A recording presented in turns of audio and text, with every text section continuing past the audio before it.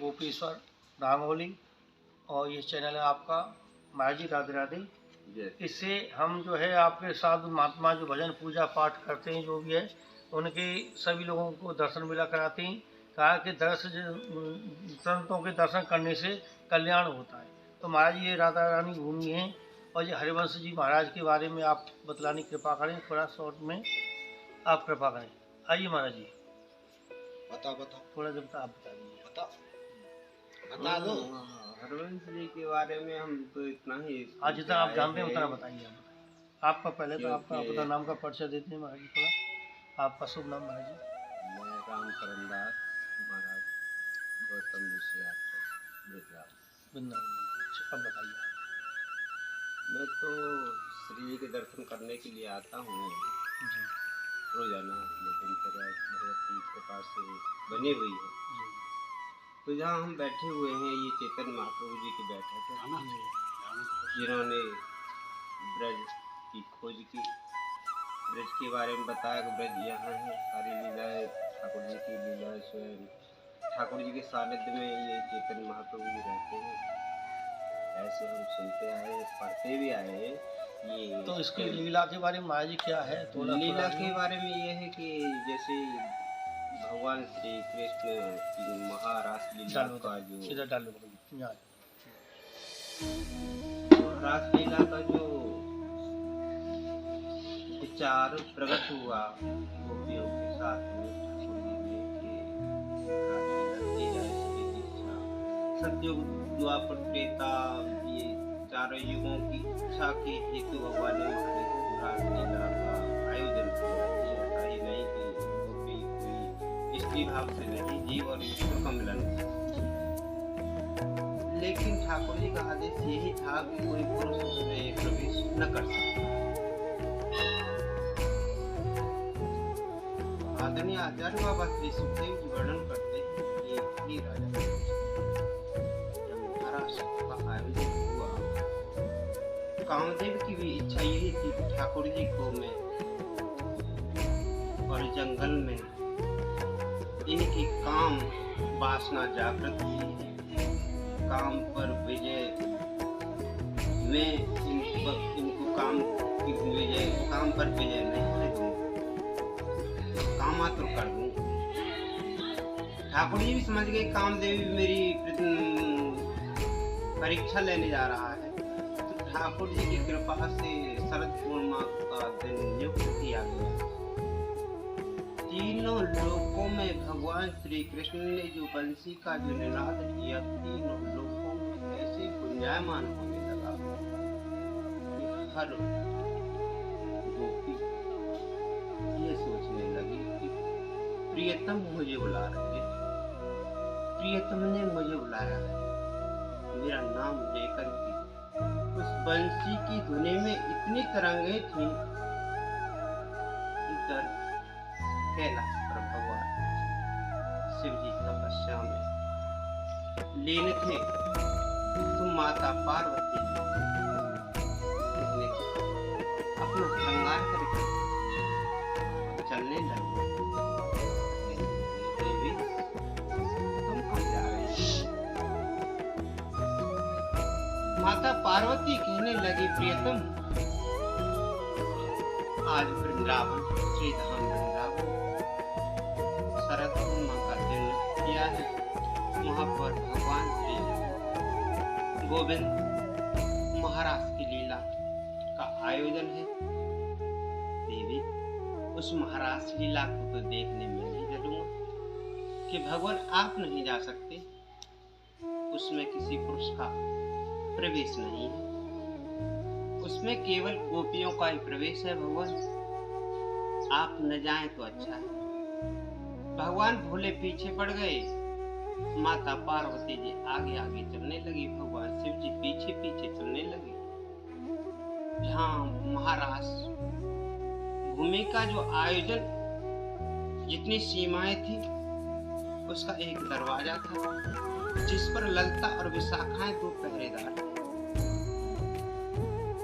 भगवान श्री कृष्ण और श्री राधे जी एक सिंहासन पर विराजमान थे।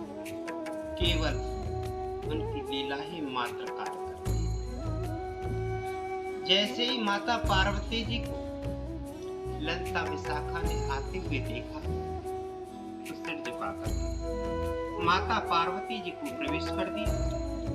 भगवान शंकर जी जैसे द्वितीय स्थान प्राप्त किया तो जैसे आगे बढ़ने लगे ललिता विशाखा ने प्रणाम करके भगवान शिव जी से कहा, हे भोले बाबा, आप इस महाराज में प्रवेश नहीं कर सकते। हे देवियों, ऐसा क्यों कह रही हो? जो हमारी अर्धांगिनी देवी पार्वती जी को तो आपने जाने दिया, लेकिन हम शिव हैं, तीनों लोक के स्वामी हैं, फिर भी आप हमको रोकने की अधिकारिणी आपको नहीं। लेकिन ललिता विशाखा ने कहा, हे देवों के देव, हम आपके सानिध्य में आकर के आपके श्री चरणों में कोट कोट बार नमन करते हुए हम ये आपको विश्वास दिलाते हैं, हम अपने श्री मन गढ़ंत से कुछ बातें नहीं कह रहे हैं। जो भी प्रभु की आज्ञा है, उनकी आज्ञा का पालन केवल हम कर रहे हैं।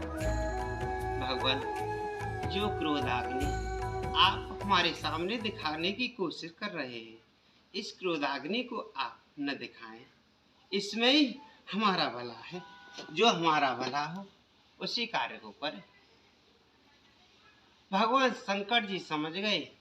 भगवान शंकर जी ने कहा, हे देवियों, हमको कोई ऐसा उपाय बताओ जिससे हम प्रवेश भी हो जाएं और आपकी मर्यादा भी न कटे। तो ललिता विशाखा ने कहा, हे भगवान, आपको माता पार्वती जी अगर अपना स्वरूप दे दें तो माता पार्वती जी ने भगवान शिव शंकर जी को श्री जी के लिए आदेश किया। श्री जी ने अपना स्वरूप भगवान शिव जी को दिया।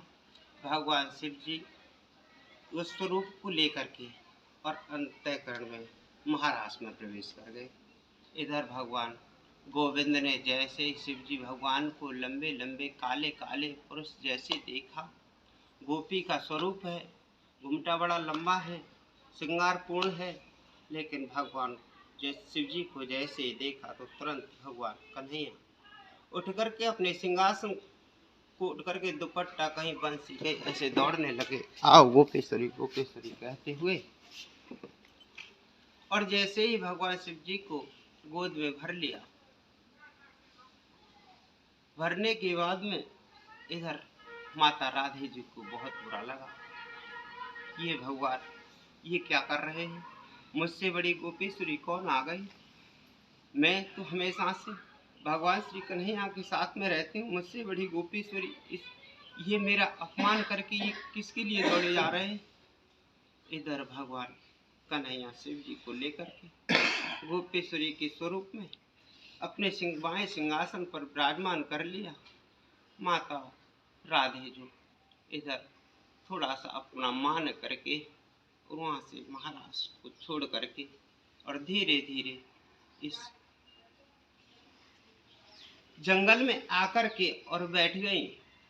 इधर महाराज को जैसे ही भगवान कन्हैया ने बंद देखा कि जहाँ श्री जी नहीं होंगी तो महाराज कैसे हो सकता है, तो भगवान कन्हैया देखने लगे कि किधर गई किशोरी जी। छोटे छोटे पगों के सहारे भगवान कन्हैया इधर उधर घूमते हुए और भटकते भटकते भटकते भटकते उन चिन्हों के सहारे इस जंगल में आ गए।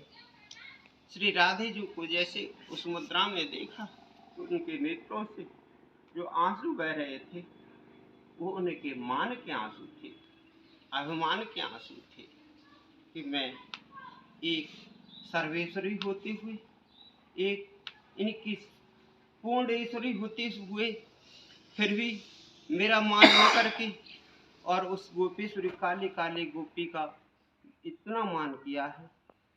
और ठीक उसी तरह से उनके अभिमान के और मान के आंसू थे।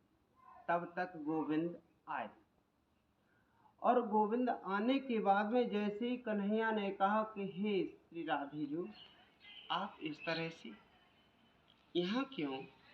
वहाँ महाराज की तैयारी है, वहाँ महाराज हो रहा था, आपने इस ऐसे सुमौके पर, अच्छे अवसर पर ऐसा दुख का कारण ऐसा बताओ जो कि आपके अंदर ऐसा दुख का कारण क्या उत्पन्न हुआ जो इस रूप से आप यहाँ पर विराजी? श्री किशोरी जी ने कोई जवाब नहीं दिया। बार बार कन्हैया के कहने पर, बार बार श्री गोविंद जी के कहने पर, बार बार मेरे बनवारी जी के कहने पर कन्हैया जी कहने लगे, हे राजेश्वरी आप बताओ तो सही, बात वास्तविक में है क्या? आप थोड़ा बताओ तो सही। तो किशोर जी रोए, इधर मुख करके पैरों में पड़ते, भगवान पैरों में पड़ते, हे राजेश्वरी, हे श्री जी आप ये तो बताओ मुझसे गलती हुई तो हुई क्या? लेकिन श्री जी ने जब कन्हैया के बार बार कहने पर, मेरे गोविंद के बार बार मनोहार करने पर, चरणों में जब मेरे कन्हैया पड़ गए तो श्री जी ने इधर मुख करके और ऐसे करके कहा, हे प्राणनाथ आप कह रहे हो कि आप बताओ कि मैंने क्या गलत कार्य किया? क्या मुझसे कोई गलत कार्य हो गया जो आप मुझसे रूठी हो? आपसे और गलत कार्य क्या होगा? इतने बड़े महाराष्ट्र में जहाँ सभी तीनों लोकों की गोपियाँ हैं और वहाँ सभी गोपियों के सामने आप एक काली कलूटी उस बड़ी सी गोपी के सामने और बंसी कहीं पीताम्बर कहीं आप ऐसे दौड़ते हुए गए प्रभु, जैसे कि कोई राधे जी तो कोई है ही नहीं। आपने उससे कहा कि आओ गोपेश्वरी, आओ गोपेश्वरी। ये 3 बार आपने कहा तो तीनों लोग हिलने लगे। मैं भी अपनी सुंदरता, अपने ध्यान को अभंग होकर के मैं भी ये मूर्छित होने लगी कि मुझसे बड़ी गोपेश्वरी कौन आ गई यहाँ पर। तो भगवान आपने मेरा अपमान किया, इसी अपमान के कारण मैं यहाँ पर बैठी हूँ। तो भगवान कन्हैया हंसने लगे, हे राजेश्वरी आप ही बताएं कि आपके दरवाजे पर अगर आपका अतिथि आपके दरवाजे पर कोई आए तो आप उसका सम्मान करोगे कि नहीं करोगे? कि वो तो ठीक है करेंगे, कि करेंगे तो आप वहाँ कोई अतिथि थोड़ी था, वहाँ तो सभी गोपियाँ थीं। तो भगवान कन्हैया कहने लगे, हे गोपेश्वरी, हे राजेश्वरी, वो मेरे भगवान शिव जी थे और गोपी का स्वरूप लेकर के और माता पार्वती जी अपना स्वरूप दिया। श्री जी ने अपना स्वरूप श्री जी का स्वरूप लेकर के और वो महाराज में पधारे। मैं उनके लिए सम्मान करने के लिए मैं आया। अब आप बताओ इसमें मैंने कोई गलत काम किया? ये तो कोई गलत काम नहीं किया आपने। तो भगवान वहाँ आप बताओ पुरुषों को आने का आज्ञा ही नहीं थी तो पुरुष आ कैसे गए? तो भगवान अब मैं क्या करूं? उन माता पार्वती जी ने अपना स्वरूप उनको दे दिया तो फिर मैं इसमें कोई किसी को अपनी पत्नी अपने पति के लिए कुछ भी दे सकती है, उसमें मेरा और तुम्हारा तो हस्तक्षेप करने की आवश्यकता है नहीं।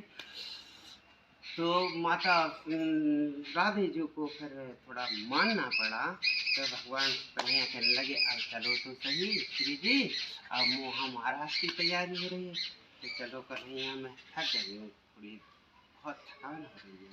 तो अच्छा ऐसा करो थोड़ी देर चलो, धीरे धीरे चलने लगे, धीरे धीरे कन्हैया चलने लगे। तो जैसे ही थोड़ी दूर चले तो राधे जी कहने लगे, हे गोविंद, हे प्रियतम, मुझे तो बहुत थकान है, इतनी थकान हो रही है प्रभु, मुझ पर तो चला भी नहीं जाता। कि क्यों? कि बहुत थकान है। आओ तुम्हें कन्नों पर। भगवान सोचने लगे इनको अभिमान हो रहा है। तो भगवान ने जैसे ही सोचा तो आओ मेरे कंधे। तो भगवान ने जैसे ही कंधे दिए तो भगवान जैसे ही श्री जी ने जैसे ऐसा पहले कदम ऐसे उठाया तो ठाकुर जी तुरंत अंतर्धान होने के बाद में श्री जी कहने लगे, अरे मेरे गोविंद कहाँ है गोविंद। अब श्री जी के जो नेत्रों के आंसू जो पहले थे, जब अब तक जो नेत्रों से आंसू बरसे थे वो तो अभिमान के आंसू थे। अब यहाँ से श्री जी ने सोचा, हो मैंने तो बड़ा अपमान किया, मैंने अपने कन्हैया का बहुत घोर अपमान किया, इतना अपमान किया, इस अपमान के कारण मेरे गोविंद मुझसे बहुत दूर हो गए। अब रोती रोती रोती रोती लताओं से, पताओं से, वृक्षों से, तुलसी से, पीपल से, सभी देवों से पूछते हैं, हे पीपल देव, ये बताओ मेरे गोविंद कहाँ है। तुलसी माँ, आप तीनों लोगों की स्वामी हैं, आप यही बताओ मेरे कन्हैया कहाँ है। लताओं से, हे लताओ पताओ, आप तीनों लोगों की हवाओं की वायु को ग्रहण करने वाली, आप ये बताओ मेरे कन्हैया कहाँ है। तालाबों से पूछते हैं, तालाब है, नदियाँ है, गंगे यमुना सरस्वती सभी से पुकार करते हैं, आप यही बताओ। तीनों लोगों के देवताओं से मनोहार करते हैं, मेरे हे शंकर देव, हे शिव जी, हे ब्रह्मा, हे विष्णु, जितने भी देवता हैं सबको पुकारते हैं, मेरे कन्हैया को पुकारते पुकारते श्री जी के नेत्रों से जो आंसू बह रहे हैं, इधर को दौड़ती दौड़ती दौड़ती दौड़ती उनका चेहरा काला पड़ जाता है, आगे बढ़ा भी नहीं जाता है, न चलने लायक रहती है, न फिरने लायक रहती है, न हाथ हिल सकता है, न नेत्र इधर हो सकते हैं, न उधर हो सकते हैं। माता श्री जी इस तरह से स्तब्ध हो जाती हैं, सब सांसें चढ़ी की चढ़ी रह जाती है। ऐसे करती करती करती करती इधर कन्हैया ने श्री जी को आदेश किया कि जाओ मेरे प्रेम की परीक्षा लो, जा करके मेरे प्रेम की परीक्षा लो, मेरा स्वरूप लेकर के तुम जाओ, मेरा स्वरूप लेकर के तुम जाओ, देखता हूँ कि ये श्री जी का कौन प्रेम मेरे लिए अभी है, या अगर कौन स्वरूप होगा तो मेरी छाया पर मेरे लिए मोहित हो जाएगा। तो तुरंत श्री जी को आदेश दिया, अपना स्वरूप लेकर के माता यमुना मैया भगवान का स्वरूप लेकर के श्री जी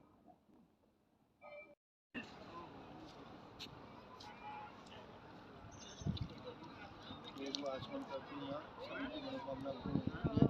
तो राधा रानी का मानसरोवर है,